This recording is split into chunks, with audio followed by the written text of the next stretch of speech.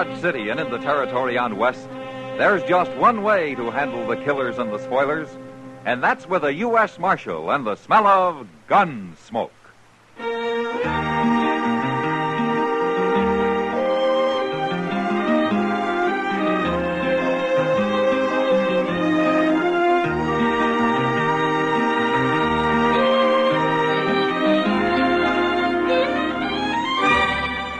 Gunsmoke, starring William Conrad. The transcribed story of the violence that moved west with young America. And the story of a man who moved with it. I'm that man, Matt Dillon, United States Marshal. The first man they look for and the last they want to meet. It's a chancy job, and it makes a man watchful and a little lonely.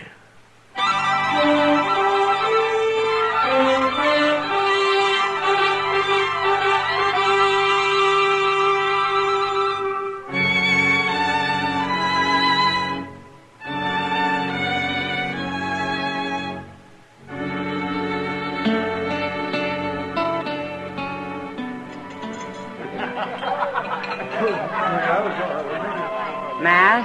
Yeah, what, Kitty? Come on over to that table in the back. I want you to meet Ida Stewart. All right. Ida's only been working here about a week. Isn't that Gil Barden sitting with her? Yeah, Oh, hello, Miss Kitty. Marshal Dillon. Hello, Gil. Ida, I brought the marshal over so she could meet him. How do you do, Marshal? Pleasure, Ida. Gil's been telling me a lot about you. He's quite an admirer of yours. Well, that's good to know I got some friends. You always did right by me, Marshal. You never caused anybody any trouble, Gil. And I don't aim to.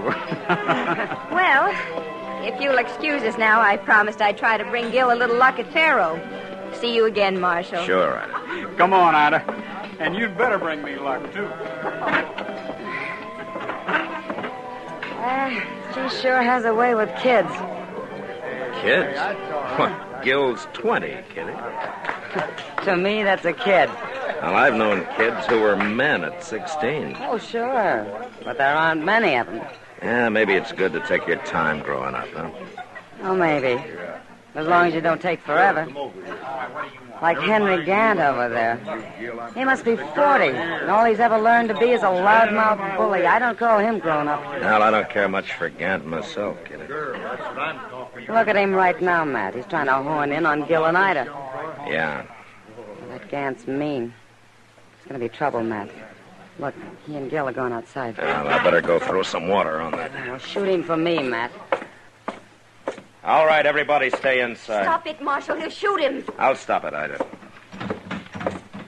Okay, Gil. You're wearing a gun. Use it. Hold it, you men. Now, how'd he get here? I won't have any gunplay. You know that. He's gonna shoot me because I call his girl a bad name, Marshal. Ain't that something? If there's any shooting, I'll do it, Gant. All right. I'll fight him barehanded. Why, you little scut. That's enough, Gant. Now, you leave him alone and get out of here. I'll kill you, Gant. One way or another, I'll kill you.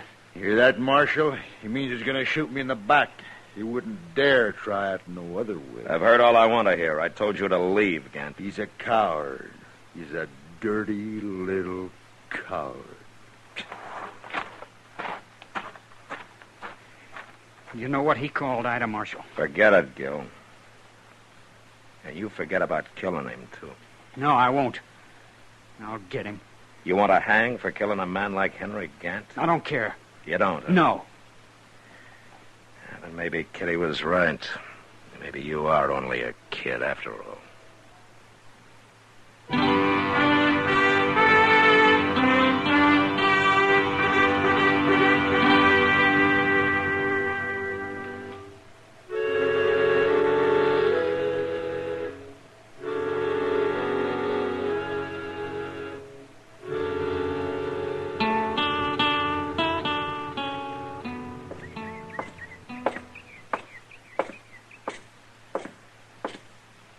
Morning, Doc.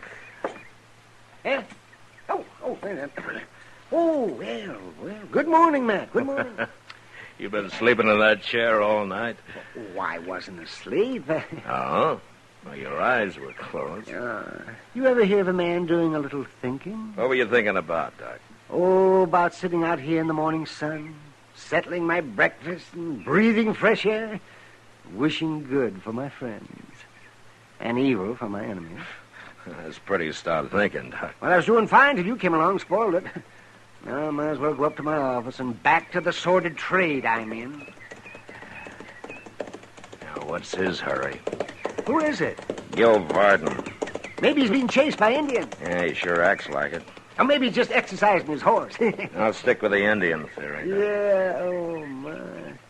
When I was a young man, I used to ride like that. Oh, I was fearless as an eagle. No wonder the women loved me. You know, you better get up to your office, Doc. You don't handle this fresh air too well. Oh, you think I'm lying? You never heard about the time the preacher's daughter and I were about to elope, huh? You didn't hear that, did you? I helped carry you home the night you invented that story, Doc. Mr. Dillon! Mr. Dillon! Seems like everybody's in a hurry this morning. Henry Gant's been killed, Mr. Dillon. What? A cowboy found him half a mile north of town. He was shot in the back. Gant was shot in the back. Yes, sir, shot in the back. Must have happened last night sometime. Well, we won't have much trouble catching his killer. He just rode by here. All right, let's go, Chester. By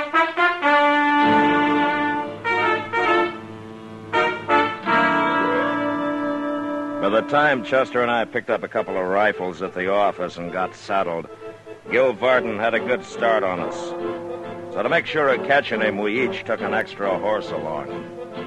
We tracked him south and rode hard till noon without even seeing him. But then we found his horse. It had sold on him and was standing head down and feet apart near a wagon. And the wagon, it was sitting there with no team to pull it, but harness strewed all over the ground. And on the seat, stony-faced and unmoving, was a gray-haired country woman. Howdy, ma'am. I'm Marshal Dillon. I'm looking for the man who was riding that horse out there. He's gone. Well, what did he do? Take your team? He took him. Oh, man, you just can't sit out here. Can't go no place without a team. There's a ranch about a mile west of here. Give that horse a little more rest and he can carry you that far. We'll rig a blanket on him for you, huh? Can't leave my man here. What? My husband. He's in the back, Marshal, under them blankets. Oh, what's the matter with him? Is he sick? He's dead. Killed dead. Man who stole your team? He done it. He rode up and never said a word. My man reached in the back for his rifle, and this fellow shot him. I just can't believe Gil Varden would do a thing like that. He was shaking like a leaf. He's plumb scared, Marshal. Scared of you, I guess. He's got reason to be, ma'am.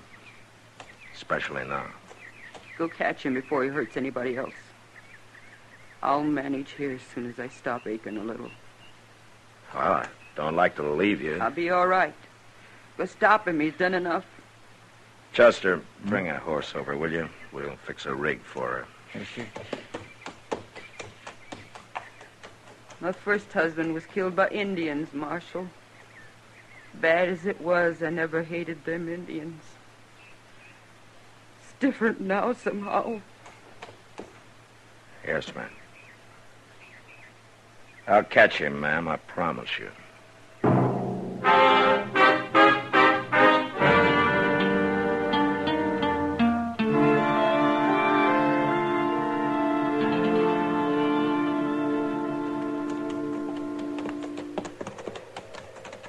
I sure do feel sorry for that poor lady, Mr. Dillon. Well, I guess Gil figures he can't hang but once, Chester. What got into him? He's the last man in the world I'd expect to run wild killing people. Like she said, he's scared. Blind, crazy, scared. No telling what he'll do next. My. Hey, look. There's a couple of buffalo out there. Yeah, I've been watching them, but they aren't buffalo. No? They're horses. Yeah, you're right. One of them just put his head up. Say, it must be that team. They're big enough. Yeah. I don't see Gil. No. Say, maybe he's laying out in the grass there waiting for us. Yeah, maybe. There's something on the ground there. Looks like a man. It is a man, and he's lying face up. He must have got throwed and knocked out, huh? I've won that team.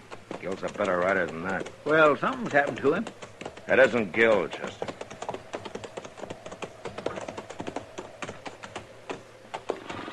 It's some cowboy, Mr. Dillon. Yeah.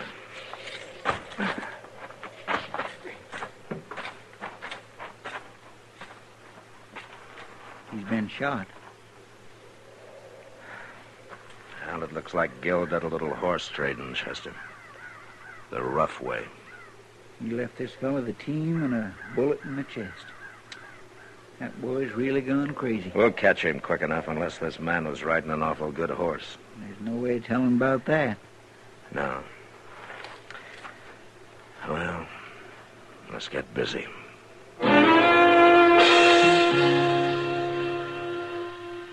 We buried the stranger as best we could, and then took up Gil Varden's trail again. By mid-afternoon, his tracks showed we were closing on him. Still, it was almost dusk before we saw a sod hut up ahead and a saddled horse standing in front of it. At one side was a corral holding 2 other horses. But Gil and whoever owned the place were nowhere in sight. We made a circle, rode up behind the hut, and dismounted. He ain't been here very long, Mr. Dillon. That horse of his is still winded. Well, I don't know whether to wait for him to come out or go in after him. It'd be a lot safer to wait, if you ask me. There might be somebody in there with him. Either way, we've got him now. Look, Chester, you wait at the edge of the cabin there. If he runs out alone, take him, huh? All right, sir. We're too late.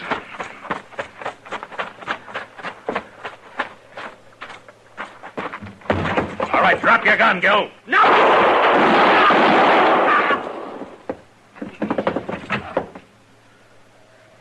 You all right, Mr. Dillon?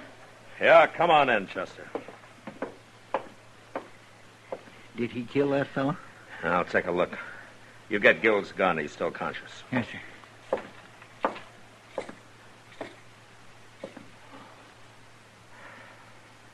Yeah, he killed him, all right. Gil don't look hurt too bad. I tried to shoot him in the shoulder, but I'm afraid one bullet went a little low. His eyes is open. Gil, can you talk? You busted my chest. Here, let me open your shirt for you.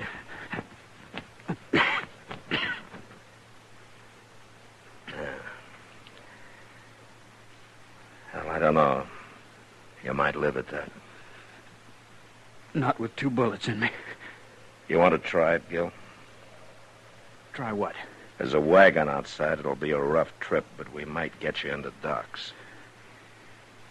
You shoot a man, and then you try to save him. I've done it before. I asked this fellow to trade horses, but he figured I was running, and he tried to jump me. I shot him. You shot a lot of people today, Gil. I didn't want to. I didn't know what I was doing, except running. I heard about Gant. I knew it was me you'd be after. What do you mean you heard about Gant? I'm getting dizzy. I'm gonna fall. Hold me, Marshal. You're lying on the floor, Gil. I'm gonna fall. Is he dead? No, he's still breathing. What was that he said about Gant? I don't know what he meant, but he sure didn't admit killing him. Let's get him back to Dodge if we can. And maybe we can find out what this is all about.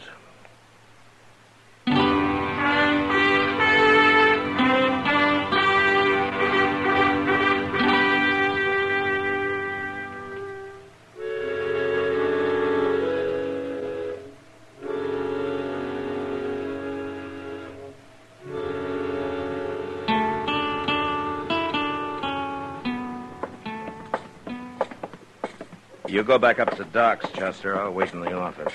When Gil comes to, you let me know. All right, Mr. Dillon. He's an awful tough boy, ain't he? Yeah, you had to be to survive that trip. It wore me out, and I wasn't even shot. Oh, say, if you leave the office, you'd better let me know where at you'll be. Yeah, I will, Chester.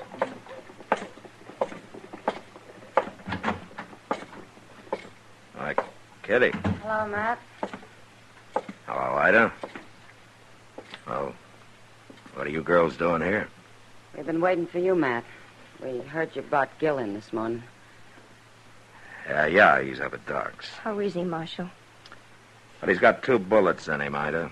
He survived that wagon trip, but Doc can't tell much yet. What do you think? Well, he's still alive, and I've seen men pull through shot up a lot worse than he is. Even if he does live, he'll hang, won't he? Yeah, he'll hang. I'm sorry, Ida. It's all my fault. Your fault. Ida did it, Matt. Did what? Killed Henry Gant. Ida killed... Yeah, she came and told me about it after she had left. Gant tried to run off with her, but she got his gun away from him and she killed him with it. Is this true, Ida? Or are you trying to cover for Gil? Gil's gonna hang anyway, it's true. Then it was self-defense. Why didn't you come tell me about it? I was scared to. I didn't think about it being self-defense. I was too scared to think. Yeah, she was, Matt. I had a terrible time calming her down. She's telling the truth, all right. Yeah, I believe her. If Gil hadn't run everything, it'd be fine. He got scared, too, Ida. Real scared. But why? He didn't do anything. Well, he'd threatened to shoot Gant. And when he heard about it, well, I guess he was like you. He just stopped thinking. Oh, Miss Kitty. Miss Ida. Hello, Chester. I didn't expect to find you here. Is Gil conscious, Chester? No, sir, he ain't. How is he? He's dead. He died just a couple minutes ago. Doc done all he could for him. That poor scared kid. You killed him, Marshal. Why? Why'd you have to kill him? He was only a boy. Ida, that isn't fair. What chance did he have against you? You shot him down easy. Why'd you have to do it? I don't like it any better than you do, Ida. But Gil just killed 3 men. And I don't think they wanted to die any more than he did.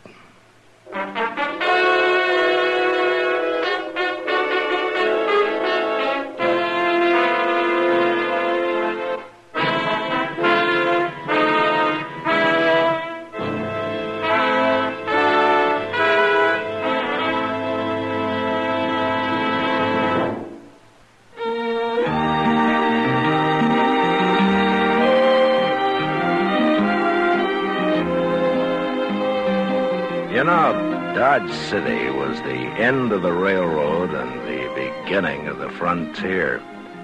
And it was filled to overflowing with people from all walks of life. Well, next week during the Christmas season, 2 real mountain men come to Dodge to win their 3-generation feud just in time for Twelfth Night. And that was the West. Good night. Gunsmoke, produced and directed by Norman Macdonald, stars William Conrad as Matt Dillon, U.S. Marshal. Our story was specially written for Gunsmoke by John Meston, with music composed and conducted by Rex Corey. Sound patterns by Tom Hanley and Bill James. Featured in the cast were Sam Edwards, Eleanor Tannen, John Daner, and Ann Morrison. Harley Bear is Chester, Howard McNear is Doc, and Georgia Ellis is Kitty.